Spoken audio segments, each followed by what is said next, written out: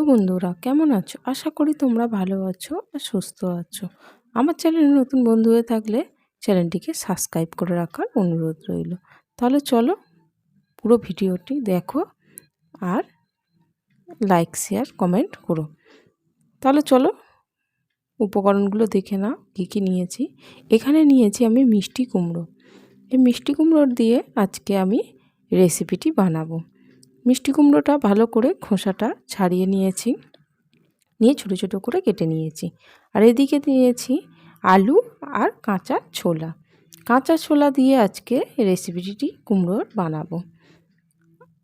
এদিকে আমি গ্যাসটা অন করে কড়াতে 4 চামচ তেল দিয়ে দিয়েছি, সরিষার তেল। সরিষার তেলটা ভালো করে গরম করে নিয়ে তারপরে আমি এখানে হাফ চামচ মতো গোটা জিরে, একটা শুকনো লঙ্কা আর একটা তেজপাতা দিয়েছি। আর হাফ চামচ মতো দিয়েছি এখানে গ্রেট করা আদা, আর 3টে কাঁচা লঙ্কা টুকরো করে দিয়ে দিয়েছি। দিয়ে ভালো করে ফোড়নটা ভেজে নিতে হবে। ফোড়নটা বেশ লাল লাল করে ভেজে নিয়েছি। এবার আমি আলুগুলো দিয়ে দিচ্ছি। এই সবজিটা তোমরা রুটি, পরোটা বা ভাতের সাথেও খেতে পারো, বা মুড়ির সাথেও খুব ভালো লাগে খেতে এই কুমড়ো আলু ছোলার রেসিপিটি। এবার আমি 1 মিনিট একটু ভেজে নিয়ে ছোটো ছোটো করে কেটে রাখা কুমড়োগুলো দিয়ে দিলাম, আর তার সাথে এখানে দিয়েছি আমি কাঁচা ছোলাটা। কুমড়োটা এখানে 500 গ্রাম আমি নিয়েছি, আর আলুটা নিয়েছিলাম এখানে 4টে মতো ছোট ছোট।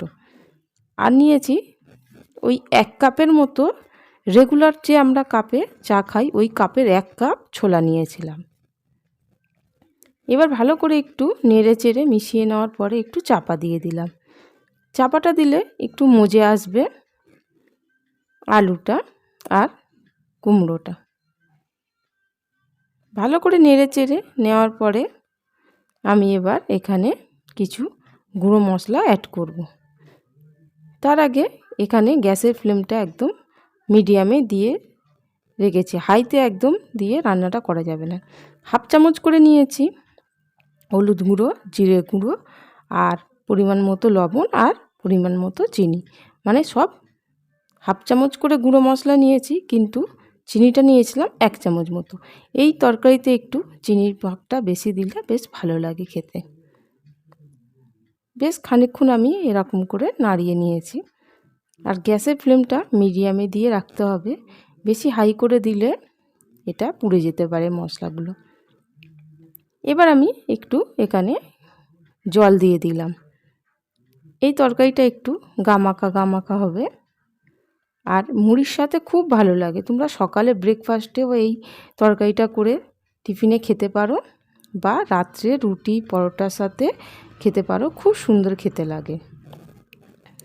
এবার আমি একটু নেড়ে চেড়ে এবার চাপা দিয়ে দেব 10 মিনিটের জন্য।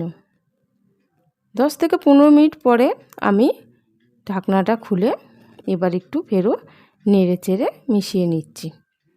ঝোলের পরিমাণটা দেখো অনেকটাই কমে এসেছে। এবার আমি একটা আলু ভেঙে দেখলাম, খুব সুন্দরভাবে সেদ্ধ হয়ে গেছে আলুটা। এই যে ঝোলের পরিমাণটা একটু যদি তোমরা চাও তাহলে একটু এখানে চালের গুঁড়ো অ্যাড করতে পারো। আমি এখানে চালের গুঁড়ো অ্যাড করেছি। চালের গুঁড়োটা অ্যাড করলে যে পাতলা ব্যাপারটা একদমই কি সুন্দর গামাখা গামাখা হয়ে যাবে, আর খেতেও খুব ভালো হয়। আর এই তরকারিটা একটু শুকনো শুকনো হলেই ভাল লাগে, মানে একটু গামাখা গামাখা হলেই ভালো লাগে। আশা করি বন্ধুরা আমার এই রেসিপিটি তোমাদের ভালো লেগেছে। ভালো লাগলে প্লিজ বাড়িতে একবার বানিয়ে খেয়ে দেখবে, আর আমাকে কমেন্ট করে জানাবে কেমন লেগেছে। আশা করি আমারও খুব পছন্দ হয়েছে রেসিপিটি, তোমাদেরও খুব ভালো লাগবে। এই যে এবার আমি বেশ ভালো করে, আর চালের গুঁড়োটা দেওয়ার পরে কিন্তু ভালো করে নেড়ে চেড়ে নিতে হবে, নিলে তারপরে দেখবে যে সুন্দরভাবে একটা মাখা মাখা হয়ে এসেছে। এবার গ্যাসটা অফ করে আমি চাপা দিয়ে দেব।